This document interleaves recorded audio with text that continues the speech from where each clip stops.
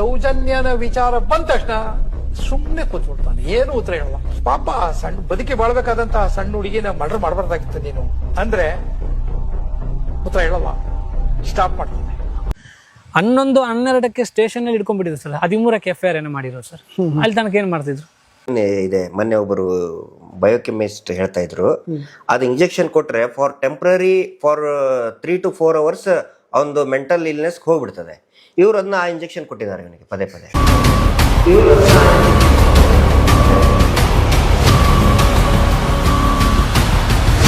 ಸ್ನೇಹಿತರು ನಮಸ್ತೆ, ನಾನು ನಿಮ್ಮ ರಘುವರ್ಯ.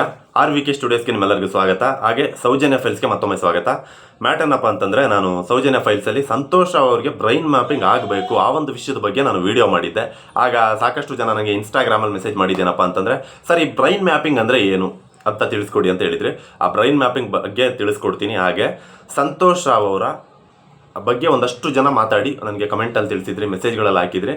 ಸೊ ಆ ಒಂದು ವಿಷಯದ ಬಗ್ಗೆ ಮಾತಾಡೋದಕ್ಕೆ ಅಂತ ಈ ಒಂದು ವಿಡಿಯೋ ಮಾಡ್ತಾ ಇದ್ದೀನಿ. ಸಂತೋಷ್ ರಾವ್ ಅಂದರೆ ನಿಜವಾದ ಆರೋಪಿ ಅಂತಂದೇಳಿ ಅವರು ಆ ಟೈಮಲ್ಲಿ ಅವ್ರನ್ನ ಒದ್ದು ಒಳಗಡೆ ಹಾಕಿ, ಕಾಮನ್ ಆಗಿ ಒದ್ದು ಒಳಗೆ ಹಾಕಿರಲಿಲ್ಲ, 2 ದಿನ ಟಾರ್ಚರ್ ಕೊಟ್ಟು ಅವ್ರನ್ನ ಒಳಗಡೆ ಹಾಕಿದ್ರು. ಅಂದರೆ ಬಲವಂತವಾಗಿ ಒಪ್ಕೋ ನೀನು ಅಂತ ಒಪ್ಪಿಸಿ ಅವ್ರನ್ನ ಒಳಗಡೆ ಹಾಕಿದ್ರು. ಬಟ್ ಇದೆಲ್ಲ ಆದಮೇಲೆ ಅವರು ಒಪ್ಕೊಂಡು ಒಳಗಡೆ ಹೋದ್ರು ಅಂತ ಮಾಹಿತಿ ಇದೆ. ಇದು ಯಾವುದು ಕೂಡ ನಾನು ಕಣ್ಣಾರೆ ನೋಡಿಲ್ಲ, ಯಾವುದು ಕೂಡ ಎಲ್ಲ ಕೂಡ ಬರೀ ಕಿವಿಯಾರೆ ಕೇಳಿರ್ತಕ್ಕಂಥ ಮಾತುಗಳು. ಈಗ ಹೊಡೆದ್ರು ಅನ್ನೋದು ಕೂಡ ಕಿವಿಯಾರೆ ಕೇಳಿರೋ ಮಾತುಕತೆ, ಟಾರ್ಚರ್ ಮಾಡಿದಾರೆ ಅನ್ನೋದು ಕೂಡ ಕಿವಿಯಾರೆ ಕೇಳಿರ್ತಕ್ಕಂಥ ಮಾತುಕತೆ. ಸೊ ಇಲ್ಲಿ ಯಾವುದು ಕೂಡ ಕಣ್ಣಾರೆ ನೋಡಿರ್ತಕ್ಕಂಥದ್ದಿಲ್ಲ. ಬಿಕಾಸ್ ನಾನು ನೀವು ಹೇಳೋ ರೀತಿ ಮಾತಾಡೋದಾದರೆ ಒಂದಂತೂ ಹೇಳಬಲ್ಲೆ, ಒಂದಷ್ಟು ವಿಷಯಗಳು, ಒಂದಷ್ಟು ಸಾಕ್ಷಿ ಪುರಾವೆಗಳಲ್ಲೆಲ್ಲ ಏನು ಹೇಳ್ತಾ ಇದ್ದಾರೆ ಅಂತಂದರೆ, ಸಂತೋಷ್ ರಾವ್ಗೆ ಎಷ್ಟು ಮಟ್ಟಿಗೆ ಟಾರ್ಚರ್ ಮಾಡಿದ್ದಾರೆ ಅಂತಂದರೆ, ಈಗ ನಾರ್ಮಲಿ ಅವ್ರಿಗೆ ಟಾರ್ಚರ್ ಕೊಟ್ಟಿದ್ದು ಯಾವ ರೀತಿ ಅಂತಂದರೆ, ನಾರ್ಮಲಿ ಒಬ್ಬರು ಪ್ರೆಗ್ನೆಂಟ್ ಲೇಡಿ ಗೊತ್ತಲ್ವ ನಿಮಗೆ, ಪ್ರೆಗ್ನೆಂಟ್ ಲೇಡಿ ಒಂದು ಹೆರಿಗೆ ಆಗಬೇಕಾದ್ರೆ ಎಷ್ಟು ನೋವನ್ನು ಅನುಭವಿಸ್ತಾಳೆ, ಅದಕ್ಕಿಂತ ಒಂದಷ್ಟು ಪಟ್ಟು ಜಾಸ್ತಿ ಟಾರ್ಚರ್ನ ಸಂತೋಷ್ ಅವ್ರಿಗೆ ಮಾಡಿದಾರಂತೆ. ಅದನ್ನು ನಾನು ಕೂಡ ಒಂದು ವಿಡಿಯೋ ಬೈಟಲ್ಲಿ ನೋಡಿನೇ ನಾನು ನಿಮಗೆ ಹೇಳ್ತಾ ಇರೋದು. ಆ ಪ್ರೂಫ್ ಎಲ್ಲ ನಾನು ನಿಮಗೆ ಹಾಕ್ತೀನಿ, ತಲೆ ಕೆಡಿಸ್ಕೊಬೇಡಿ. ಯಾವುದು ಕೂಡ ನಾನು ಬಾಯಲ್ಲೇ ನನ್ನ ಒಂದು ಓನ್ ಕ್ರಿಯೇಷನಲ್ಲಿ ಹೇಳ್ತಾ ಇಲ್ಲ, ಎಲ್ಲ ನೋಡಿದ್ದು ಕೇಳಿದ್ದೆ ನಾನು ತೊಗೊಂಬಂದು ನಿಮ್ಮ ಮುಂದೆ ಮಾತಾಡೋದು. ಅಷ್ಟು ಟಾರ್ಚರ್ ಕೊಟ್ಟಿದ್ದಾರಂತೆ. ಯಾವ ರೀತಿ ಟಾರ್ಚರ್ ಕೊಟ್ಟಿದ್ದಾರೆ ಅಂತಂದರೆ, ಒಂದು ಹೆರಿಗೆ ಆಗ್ತಕ್ಕಂಥ ಮಗು ಹೊರಗಡೆ ಬರಬೇಕಂದ್ರೆ ಒಂದು ತಾಯಿ ಎಷ್ಟು ಕಷ್ಟಪಡ್ತಾಳೆ, ಅದಕ್ಕಿಂತ ಒಂದಷ್ಟು ಪಟ್ಟು ಜಾಸ್ತಿ ಟಾರ್ಚರ್ನ ಸಂತೋಷ ಅನುಭವಿಸಿದ್ದಾರೆ ಅಂತ ಹೇಳ್ತಾ ಇದ್ದಾರೆ. ನಿಜ ಹೇಳ್ಬೇಕಂದ್ರೆ ಅಷ್ಟು ಪಟ್ಟು ಟಾರ್ಚರ್ ಅನುಭವಿಸಿದ್ದೆ ಆದರೆ ಒಬ್ಬ ಮನುಷ್ಯ ಮೆಂಟಲ್ ಆಗಿ ಹೋಗ್ತಾನೆ. ಫಸ್ಟ್ ಆಫ್ ಆಲ್ ಮೆಂಟಲ್ ಆಗಿ ಹೋಗ್ತಾನೆ. ಅವನು ಹೊರಗಡೆ ಪ್ರಪಂಚದ ಒಂದು ಅರಿವೇ ಇರಲ್ಲ. ಎಲ್ಲದಕ್ಕಿಂತ ಹೆಚ್ಚಾಗಿ ಹೊರಗಡೆ ಪ್ರಪಂಚದ ಒಂದು ಈ ಸುಖ ಶಾಂತಿ ನೆಮ್ಮದಿ ಇವೆಲ್ಲದ್ರದ್ದು ಒಂದಷ್ಟು ತಲೆಯಿಂದ ತೆಗೆದಾಕ್ಬಿಡ್ತಾನೆ. ಆ ರೀತಿ ಆಗಿರಬೇಕು.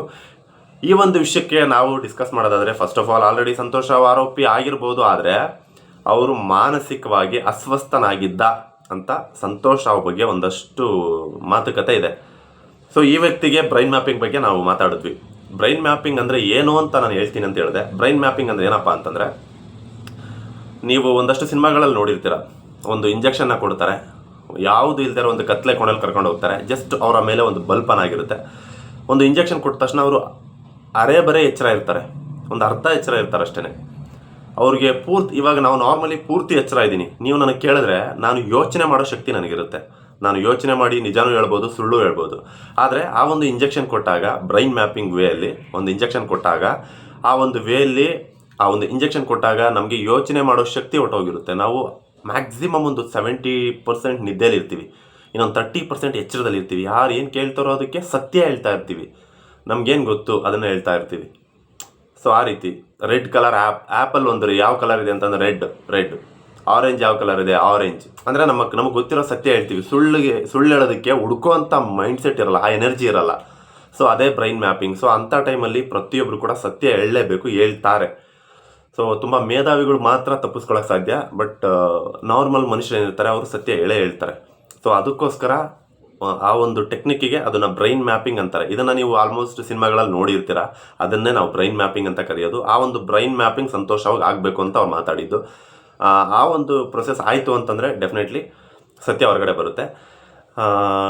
ಈ ಒಂದು ವಿಷಯದಲ್ಲಿ ಸಂತೋಷ್ ಅವ್ರಿಗೆ ಬ್ರೈನ್ ಮ್ಯಾಪಿಂಗ್ ಆಗಿದೆನಾ ಆಗಿಲ್ವಾ ಅಂತ ಕೇಳ್ತಾ ಇದ್ರಿ. ಆಗಿಲ್ಲ, ಬ್ರೈನ್ ಮ್ಯಾಪಿಂಗ್ ಆಗಿಲ್ಲ. ಆ ಒಂದು ವಿಷಯದ ಬಗ್ಗೆನೇ ನಾನು ವಿಡಿಯೋ ಮಾಡಿ ಹೇಳಿದ್ದು ಲಾಸ್ಟ್ ಟೈಮ್. ನೀವು ಪೂರ್ತಿ ವಿಡಿಯೋನ ನೀವು ನೋಡಿರಲ್ಲ, ಅದಕ್ಕೆ ನೀವು ಪಾಸ್ ಮಾಡಿ ಇಲ್ಲಿ ಬಂದು ನನ್ನ ಕ್ವಶನ್ ಕೇಳಿರ್ತೀರ.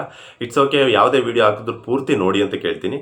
ಇದಾದ ಮೇಲೆ ಸಂತೋಷ್ ಅವ್ರಿಗೆ ಆ ಒಂದು ಟ್ರೀಟ್ಮೆಂಟ್ಸ್ ಎಲ್ಲ ನಡೆದ ಮೇಲೆ ಒಂದು ಲ್ಯಾಬೊರೇಟ್ರಿಗೆ ಅವರು ಮಾನಸಿಕ ಅಸ್ವಸ್ಥ ಹೌದೋ ಅಲ್ವೋ ಅಂತ ಚೆಕ್ ಮಾಡೋದಕ್ಕೆ ಅಂತ ಅವ್ರನ್ನ ಕರ್ಕೊಂಡು ಹೋಗಿರ್ತಾರೆ.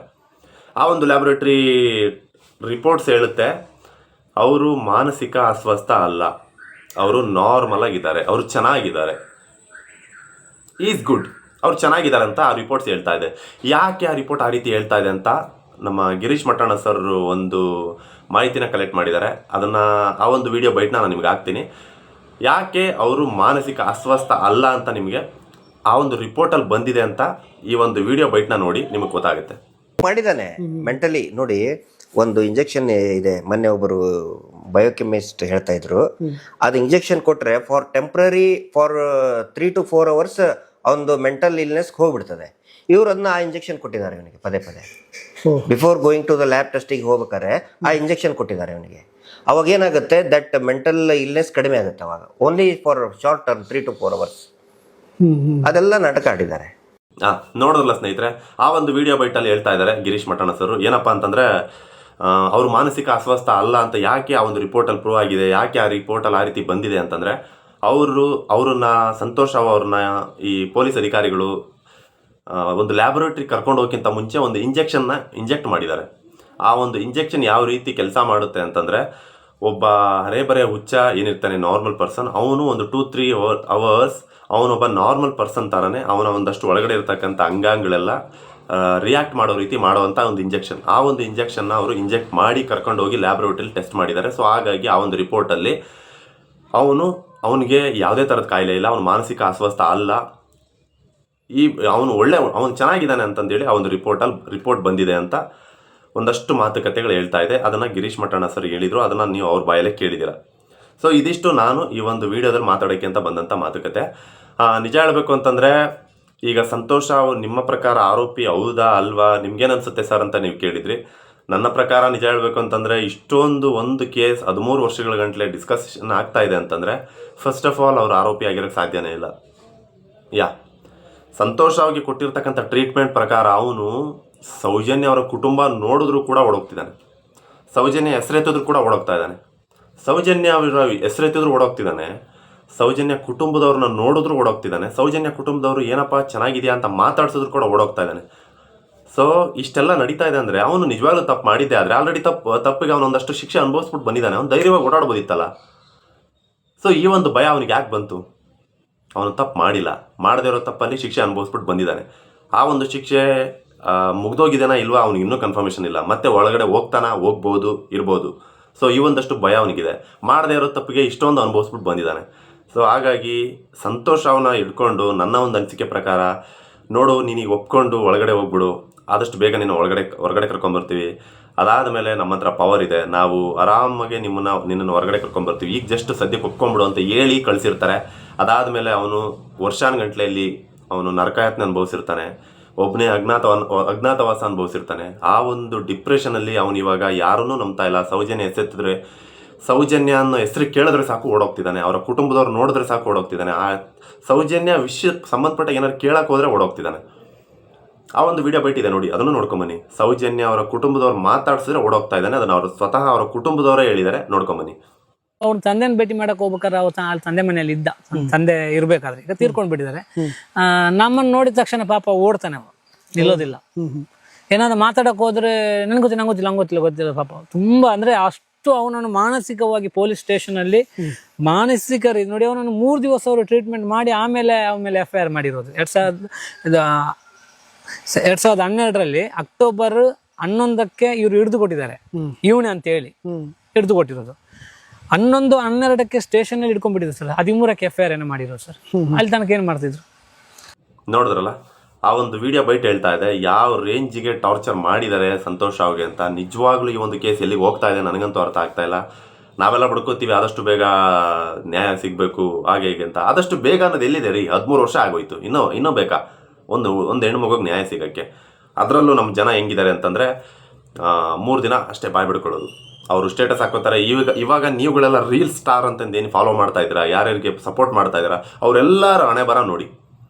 ನಿಜ ಹೇಳ್ಬೇಕಂದ್ರೆ ನಾನು ಅವತ್ತಿನ ದಿನ ಸೌಜನ್ಯ ಫೈಲ್ಸ್ ವಿಷಯದಲ್ಲಿ ವಿಡಿಯೋ ಮಾಡಿದವನು. ನಾನು ಆ್ಯಕ್ಚುಲಾಗಿ ರೆಗ್ಯುಲರ್ ಡೈಲಿ ವಿಡಿಯೋ ಮಾಡ್ತಾ ಇದ್ದೆ ಇನ್ಸ್ಟಾಗ್ರಾಮಲ್ಲಿ.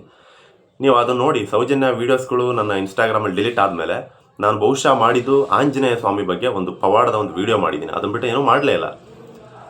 ಸೊ ಇನ್ನು ಮಿಕ್ಕಿದ ರೀಲ್ಸ್ ಅವರೆಲ್ಲ ಏನು ಮಾಡ್ತಿದ್ದಾರೆ, ಆರಾಮಾಗಿ ಅವರು IPL ಟ್ರೆಂಡ್ ಫಾಲೋ ಆಗ್ತಿದ್ದಾರೆ.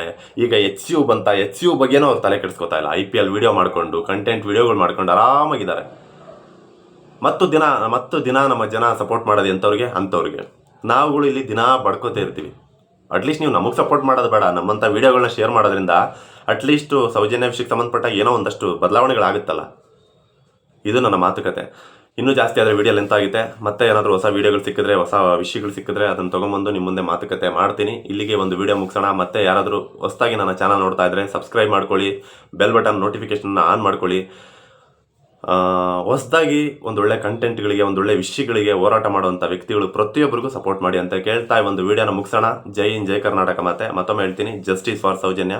ಎಲ್ರಿಗೂ ಒಳ್ಳೆಯದಾಗಲಿ, ಆ ತಾಯಿಗೆ ನ್ಯಾಯ ಸಿಗಲಿ ಅಂತ ಕೇಳ್ತಾ ಧನ್ಯವಾದಗಳು.